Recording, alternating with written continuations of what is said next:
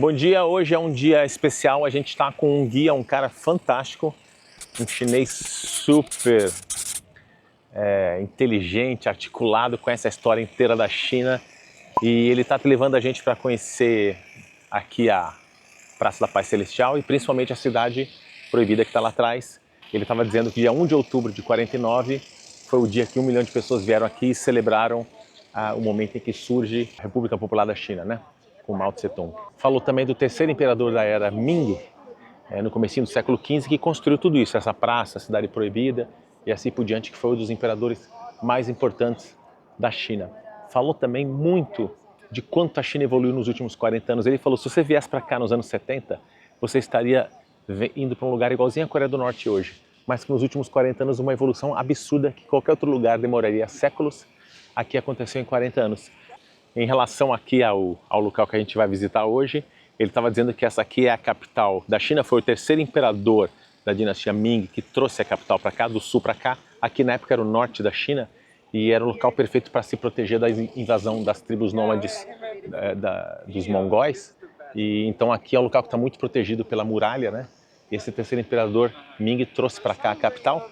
E é uma tradição chinesa que a capital, que quer dizer que o palácio do imperador fica exatamente no centro da cidade, porque o Imperador Amarelo, 7.000 anos atrás, chamado Imperador Amarelo, foi o primeiro imperador que determinou essa ideia de que o imperador descendia dos céus, que ele era uma presença de um semideus ou de um deus na Terra. Aqui era o centro do mundo da China a partir do século XV, então tudo acontecia aqui.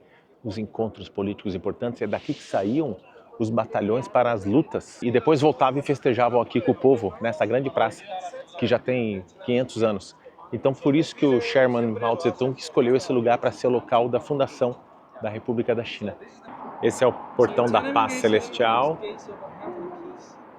E à esquerda está escrito, à esquerda do retrato do Mao Tse-tung, está escrito Paz aos povos da China. E ali tá, à direita está escrito paz e união aos povos do mundo. Agora a gente está chegando no segundo portão, que é o portão das boas maneiras. Das boas maneiras, por quê? Porque aqui nesse grande pátio é onde ficavam os políticos, e o exército, os militares, esperando e se arrumando para entrar e poder ter uma audiência com o imperador. Então aqui é o local onde todo mundo ficava bem bonitinho, bem arrumadinho, para depois entrar e ter audiência com o imperador. Agora nós estamos andando na Estrada Imperial. Neste calçamento só o imperador pisava. Até 1911 ninguém colocava os pés aqui. Ele tem 600 anos esse piso aqui, essa estradinha. Agora os turistas podem pisar à vontade.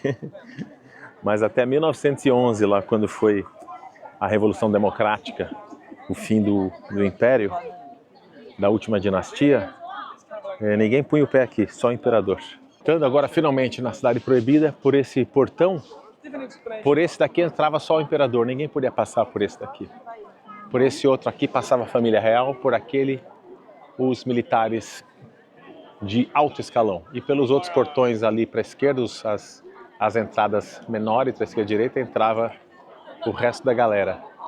Aqui também tem, logo no primeiro pátio, 5 pontes. Cada uma dessas pontes simbolizando as 5 virtudes da filosofia do Confúcio. Vamos subir aqui numa das pontes. Está um dia absurdo de sol, dia mais quente até agora, aqui na China. E céu completamente limpo, nada de poluição, uma maravilha. Ele estava dizendo que muita gente vem fantasiada com as roupas, fantasiada não, vem vestida com as roupas tradicionais das dinastias Ming e Qing, as duas últimas importantes, para manter viva a tradição chinesa. Olha só a grandiosidade disso. O visionário imperador, terceiro imperador da dinastia Ming, quando construiu essa Cidade Proibida e trouxe para cá a capital, ele construiu apenas 9.999 quartos. Por quê? Porque O templo do Deus que vive no paraíso, para o chinês, tem 10 mil quartos. Então ele não podia desafiar o Deus do paraíso. Então ele falou, vou fazer um quarto a menos porque eu sou humilde. Então ele fez um palácio com apenas 9.999 quartos. São 70 hectares, mais ou menos, o tamanho dessa cidade proibida, que tinha aqui dentro, vivendo, mais ou menos 150 familiares da família real e 7 mil pessoas para cuidar desses 150 familiares. 7 mil eunucos, concubinas e aias para cuidar dos 150 membros da família real. Passando agora pelo portão da Virtude, que é o portão que dá acesso a um dos, acho que o principal pátio, o pátio onde fica o templo, onde ficava o trono dourado do imperador. Foi durante 600 anos, durante as duas últimas dinastias, Ming e Qing, o principal prédio, o mais alto prédio da China e principal, segundo o nosso guia, principal exemplo de arquitetura chinesa.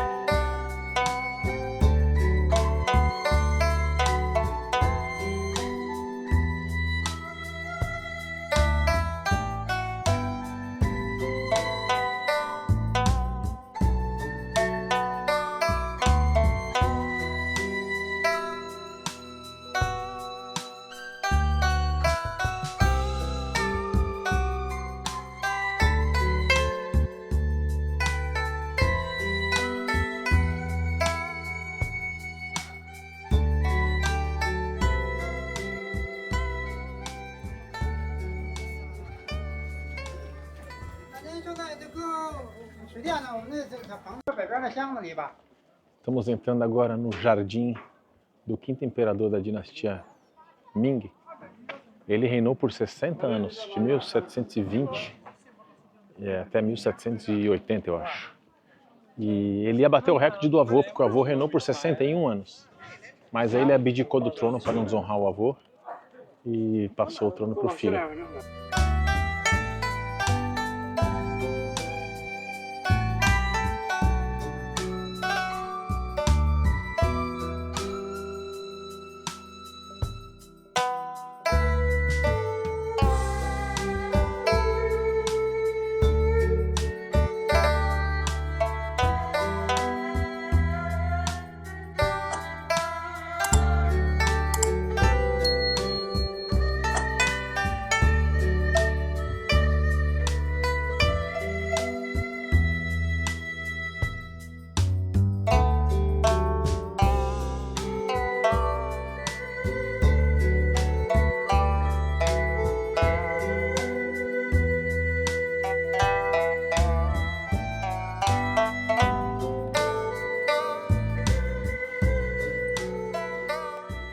Mais um de muitos pátios que a gente continua explorando, entrando e saindo de salas, pátios, dentro desse palácio interminável, dessa cidade, na verdade, né? Essas são pedras tradicionais chinesas que vêm do fundo de um rio. Hoje em dia custam uma fortuna, fazem parte de jardins chineses e as pessoas interpretam as formas, que nem a gente interpreta formato de nuvens. Olha o portão no formato de um vaso. O vaso é um símbolo. O vaso é um símbolo muito importante para o chinês, porque a palavra vaso em chinês é ping, que também significa paz. Então o vaso simboliza a paz. Aliás, na cultura chinesa isso acontece com muita frequência. Palavras que têm o mesmo som de outras. Então, por exemplo, morcego. Morcego é a mesma palavra que felicidade, então o morcego simboliza felicidade.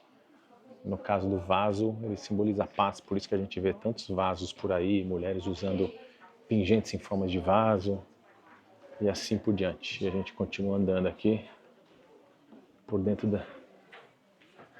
explorando outros pátios. É uma riqueza assim inacreditável.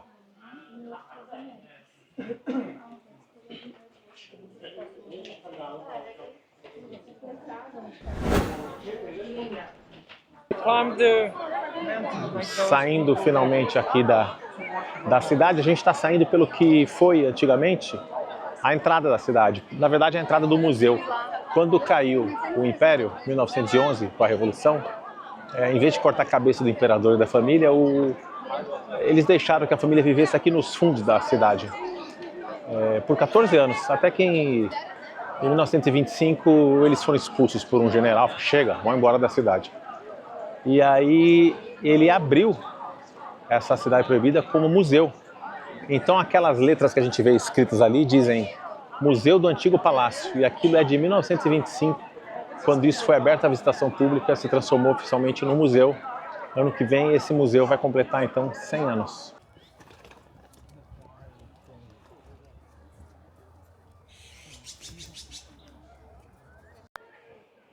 Na entrada desse jardim aqui, a caminho lá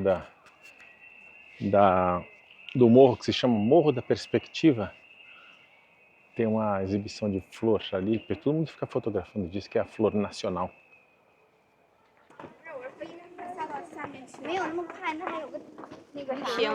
Chegamos. Dá para ver a cidade moderna lá na frente. Silhueta da cidade moderna e a cidade proibida aqui atrás. Ó, estamos pisando agora no ponto central da cidade de Beijing. Este círculo dourado aqui. Tirou foto, Cook? Agora, para terminar o dia aqui em Beijing, a gente veio para a região de Hutong, das moradias antigas e tradicionais. Aqui atrás da Torre do Tambor, que é essa que está aqui atrás. Lotado de pessoas aqui, tudo muito colorido, muito divertido. Vamos passear um pouco aqui.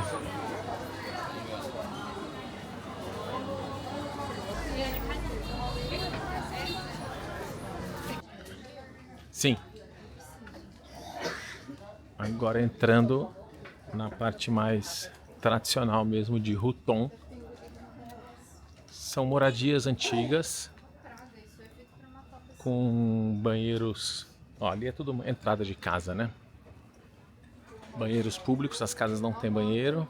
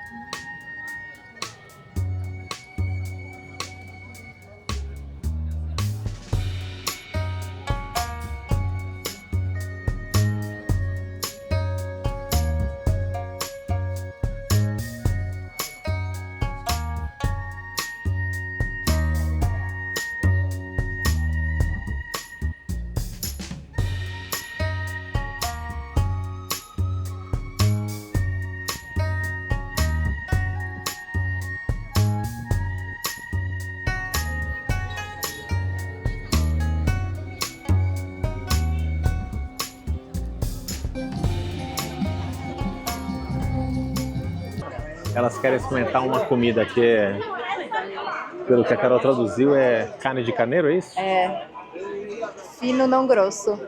Deve ser com menos gordura. Ah, vamos experimentar um.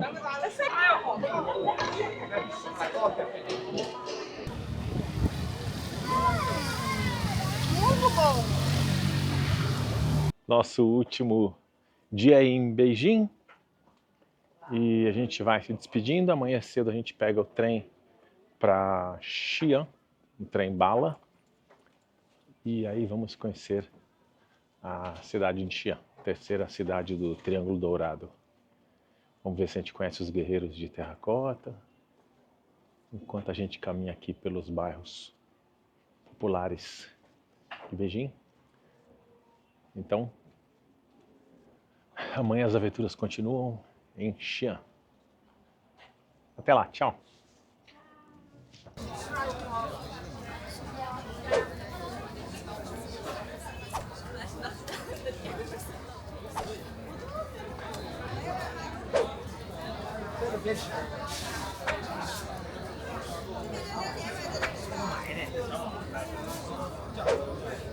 Hello. Hello! Obrigado por assistir. Se você gostou, por favor, deixe um joinha e se inscreva no nosso canal, que isso ajuda bastante com o algoritmo do YouTube. E se quiser também, assista esse outro vídeo que está aqui na tela. Acho que você vai gostar. Tchau e até a próxima!